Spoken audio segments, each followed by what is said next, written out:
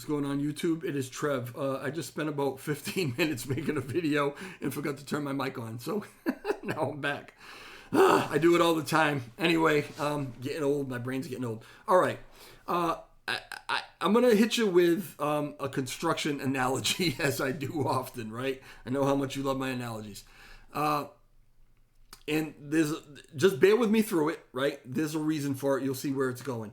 So when we're building anything, right? We're going to put up a building, a wall, a retaining wall, whatever, right? We have to dig down below what we call the frost line. Okay, we have to find, we're getting down to some really solid dirt. Sometimes we got to go down a couple feet, few feet. You also want to stay above the water table. I mean, it's complex, right? But you got to get down to some solid material. You want that really compacted, really tight. And then you come in with another layer of material, which you also compact as much as you can, but it needs to be absolutely and perfectly level. If you're going to build a building or a wall or anything like that on top of it, this is where you should spend most of your time, is in the prep work for this, because it has to be perfect. It has to be able to support everything that you build on top of it, okay? Once you get that together and you get that done, now it's time to put down your first row. And that could be of brick, that could be cinder block, whatever it is, right? That first row, even though that first row is underground, because when you backfill, you're not going to see that first row, okay? Even though it's underground, it is the most important row in that whole structure. Again, building, wall, whatever it is that you're doing, right? It's the most important one, and you don't even see it. But if it's off a little bit, if it's sloped a little bit, if it's not absolutely perfectly level, then everything you build on top of it is off by the same amount. And eventually, sometimes through atrophy, right, it can potentially get worse and worse as you go on. It's absolutely essential. You got to get it right, okay? All right. That's my analogy, and you'll understand why that makes sense as we go on, okay? Just so you know, probably a 15, 20-minute video, so deal with it. If you can't watch it all right now, come back, but you've got to hear this. This is very important, I think, what I've got to say. As a community, I think we really need to begin to think about some of these things. Okay. Earlier today, someone sent me a tweet regarding Redline Drifter and the proposal that is on Agora right now. And the title is USTC Revitalization and Incremental Peg to $1 through the implementation of a peg divergence tax on transactions both on and off chain. It's a crazy long title, right? So I had seen this, right, but I skimmed through it, but I really didn't look at it. So someone told me earlier, hey, you need to get Drifter on there to talk about this proposal, right? And because this proposal is getting a lot of buzz. So I went and I looked at it a little more closely. And to my level of understanding, I don't get everything that's in this proposal. I don't have a degree in finance. I'm not a blockchain specialist, right? I build foundations, okay? But, a lot of it I could understand. Some of it was a little bit beyond me. So, as I often do on weekends, the way I have to put this to you is this. I know some people who know some people. That's the way I have to put this to you. I have some friends who have some friends, okay? These friends and their friends are very high up in this field, okay? They are the peers of, our L1 development team task force that we have. I'm not saying that they know them. I'm just saying this is the level of stuff that they're doing. They've been in the field for a long time, involved with exchanges, right? And they have some dealings with this chain, right? With Terra Classic, with LUNC, but they're not really it's not their focus. It's not, what they're really totally in all the time. But they have enough knowledge about it. They're in it enough to have these conversations with me. And I like personally getting their perspective on things, sometimes more than I like getting the perspective of like a Zaradar or an Ed who are in this and very close to it. I like someone who can maybe take a little wider view as well. And then I assimilate all those perspectives, right? So often on weekends, I'll have a little chat, and I get some information that I feel is really good information. But I have to tell you, no matter what I say here going forward, this is all opinion, okay? There's nothing here that is factual. Nobody has a crystal ball. We don't know what the future will exactly be. We don't know what the outcome of any situation is going to exactly be. This is just, I'm relaying a conversation that was had and the opinions of, it's probably going to be like this, right? From people that I personally value opinion-wise, but that doesn't mean that you have to, right? I just want you to have the information, then I want you to do whatever you do in your brain with the information, right? Okay. So I sent them this proposal. I wanted their opinion on this proposal. And, I can tell you that basically came back and said, it's really good, right? And I'm sure that that's, something that some people really want to hear. It's actually really good. It's really well thought out. Unfortunately, there was a big but in capital letters, but, and there are two specific hurdles that they relayed to me that they see in the proposal, okay? One of which I can tell you, I already saw discussed in the chat section after the proposal where people kind of talk about the pros and cons and give their opinions and stuff, right? I've already seen this mentioned. One of them, I don't personally remember seeing this mentioned, but I can't say that I went through every single comment, right? So the first one is this. They said that it's all a great idea, but it is absolutely reliant on the adoption of exchanges. Okay, and again, this was already brought up, right? Went as far as to say, in their opinion, if exchanges don't adopt this, it's pretty close to useless, right? Even if you could make this work, if it's not adopted by the exchanges, the major exchanges, the Binances of the world, right? It will eventually probably just depeg again, okay? And they went on to remind me, as if I didn't already know, that even if we put this up for vote and we pass it, I don't care how overwhelmingly, right? I don't care if it's a text proposal, a governance proposal, whatever it is, we do not and cannot govern the exchanges. We can't tell them what to do. Even though we pass it and it's something that we want implemented, we cannot make them implement it. And in their opinion, they found it very unlikely that exchanges would adopt this. I did not get into exactly why they felt that way. And in hindsight, I wish I had given that follow-up question, right? But it was enough for me, because I didn't want to keep them on their weekend. It was enough for me to get that opinion, and so that I could, again, assimilate that into my perspective on things, right? And maybe how I was looking at it. They don't think that that's likely, but again, that's not 100%. That doesn't mean that it would not happen. It just means that some people don't think that it would, right? So without the CEXs, they think that the thing's useless. It has no teeth, right? The second thing was this. And this started to talk about my little analogy as far as building a foundation. They brought up the debt, right? And they said, well, before you do anything like that, you gotta handle this debt. You gotta get rid of this debt, because what they thought was that if you wanted to make something like this work, and if you could make it work, then you're better off. You have a better chance of making it work and keeping it strong if you start off with a clean slate, right?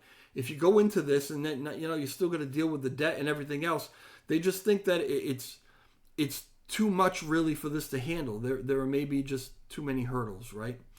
So even though they feel again that it's really well thought out and actually a really good idea, there are some major hindrances, potential hindrances, right? They said that now if all right, when you were trying to help somebody out, you can't help somebody out unless you're strong enough and you have the resources to help them out yourself, right? So one of the things that they brought up is that they said, well, you know what, like, as far as this debt goes, I mean, LUNC, if LUNC were on solid footing, if LUNC were already strong, it could help pay off that debt. It could pay that debt, whatever. But LUNC right now, they said it's almost, right now, LUNC's foundation is like sand. It's not a solid foundation yet, okay? And if we don't have a solid foundation, then how are we going to help USTC out, all right? So, and this goes back to my analogy, okay? So, and then they brought up the L1 task team, and I'll throw it all in.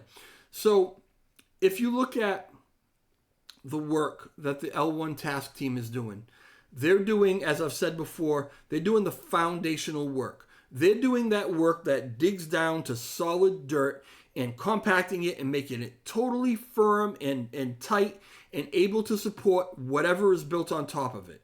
That's what they're doing. That's their layer, okay? That needs to happen. And then the first row of bricks or whatever is going to be, some more L1 stuff and maybe some L2 stuff or whatever. But we got to lay that absolute perfect foundation. And now, we can start to build more and more, higher and higher on top of that. And USTC and the repegging of USTC might be one of those rows, but it's certainly not the first one. If we don't have the foundation in that first row totally set up, we shouldn't even be thinking about trying to get USTC repegged yet, okay? This was the opinion that came from them. That makes sense to me. Let me know how you feel about it, right? This is a conversation that we need to have. So we went on to talking about, because that drifted into this work that the L1 task force is actually doing, right? And we started talking about the updates. The 1.0.5, which, passed and will be implemented. 1.0.6, which I believe will be coming out shortly thereafter, and I believe will include the Binance whitelist, the taxes thing, right? They said that those things are essential. There's a feeling that Binance is watching us very closely, and this has been expressed before. It's nothing new, right? But they're watching us very closely. But also, they may not be all that impressed with the way things stand right now because we are on sand, right? And it was expressed to me that there's a strong opinion that once this whitelist thing is adopted and goes through, that is going to be huge for Binance as far as their cooperation with us and their willingness to help out in various different ways, right? And again, this isn't me pushing an agenda. This is just telling you the opinion of my friends and their friends, right? That's going to be huge. But also, they talked about the COSMWASM, and I don't think that they were aware that part of this sprint that we are currently in and kind of in the middle of, we're halfway through, part of this sprint is supposed to be the proposal to upgrade from, I think it's 0.16.6 to 1.1.1 for the COSMWASM. I don't think that they realize that we're actually stepping up to that this quickly. I think that they thought maybe this was something that was going to be handled maybe in the last half of the year or so, right? But we're coming right up to it. And they said that is something that is also absolutely essential. absolutely essential. Okay, it's part of that strong foundation, and it absolutely needs to happen. So it's good news that it's happening maybe a little faster than a lot of people thought. But really, what came out of that is the clarity that maybe a lot of us don't really, maybe we're aware of, but maybe we don't think about it all the time, right? And an analogy was made to cell phones, right? And I've heard this analogy actually before. I don't remember where, maybe in a space or something, right? But you'll buy your iPhone or you'll buy your Android phone or whatever. And if you wanted, you could really upgrade that phone every year. But most people hold on to them for at least a couple years, 3 years or whatever.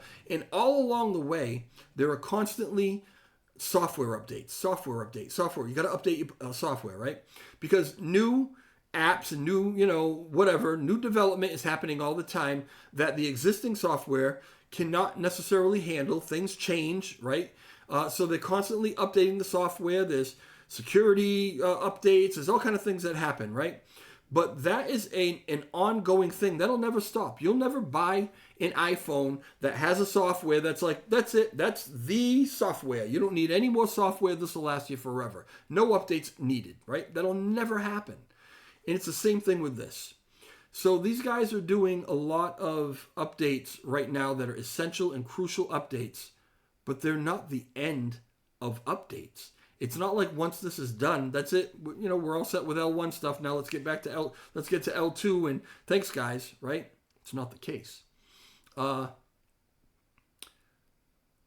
development has to continue all along. Now, do we need as many people as we have right now? I don't know. Maybe we need less. Maybe we need more. I really don't know how that works.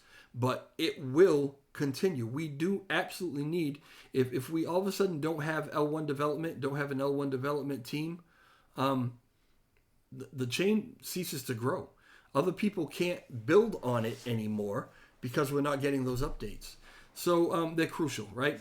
Now we know, this brought up this thought to me. These are kind of my thoughts. This is what I was kind of pontificating about, right? We know that they said that right now we got a bargain for this Q1. 150,000 was the proposal. I think ultimately they drew like 141,000 and change, right? And that was bargain basement pricing. And we've already been told that moving forward, we're not going to be looking at 150,000. I mean, these guys want to start getting closer to what they're actually worth. And my friends and their friends assure me first that Ed and Zaradar and the like are top notch. They know what they're doing. They're absolutely crucial and essential to the development of this chain, right? Their opinions. I'm not telling you need to feel this way, I'm telling you what the conversation was, right? They're essential, but developers at that level, I was told, start at $20,000 a month. Start there, right? In a year, that's $240,000, and that's starting level. These guys aren't even starting level. They're a little beyond that, right? So, in their opinion, if these guys actually ask what they are worth for quarter two, we'd be lucky to get off with double what we just paid, probably closer to triple what we just paid, okay? Do the quick math, $450,000. Let's round it up. Let's say 500,000. It could be anywhere. My point is this. Don't be surprised if Q2 comes up, and Q2 will be here faster than you think, right? Don't be surprised if we are now looking at a new proposal to renew for Q2, the funding, and we're looking at 2 times, maybe even 3 times what we just paid. Don't be surprised if we're looking at somewhere between $300,000, $450,000, $500,000, right? Let's say it's a $500,000, and it could be more than that, could be less than that. I haven't seen any figures. Nobody's told me anything, right? I can't believe that they haven't already thought about it. I'm sure they have, but they haven't really made that public or relayed that to me at all, right? So let's say hypothetically we're looking at a $500,000 for quarter two. And then for quarter 3 and quarter 4, we still got 2 quarters. We still have 3, we have 2 months left in this quarter, and then we got 3 quarters to go, right? And if they're all at 500,000 a pop, we're pushing over $1.5 million for L1 development for per year for this chain. I don't know. Is that normal? Is that kind of what it costs, right? Is that what the developers get in other places? Is that what they get over at V2? Is that what they I don't know, right? But I don't think enough of us are really thinking about it. And I think, why wait until it actually happens and we see the proposal to think about it? I think we should start thinking about it now, because my job, part of my job, is to relay community sentiment to this team, to let them know how the community is feeling. So I want to start having this conversation right now, right? What if we see a bill for $300,000, $400,000, $500,000? How do we feel about that? Do we feel that that is, hey, we got to pay fair wage for what they're doing for us, right? Is that what we think? I fear that a lot of people, because it's the bottom layer under the ground, they don't realize how valuable what they're doing is, right? If you can't see it, right? If it's not a new kitchen, if it's not a new bath renovated, if you can't see it, a lot of times it doesn't register as value to people, but it's probably the most value, right? So do we say that, okay, that, we got to pay them what they're worth because they're doing, and they are doing really good work. They're way ahead of schedule. They're doing extra stuff. It's beautiful, right? Do we pay them what they're worth?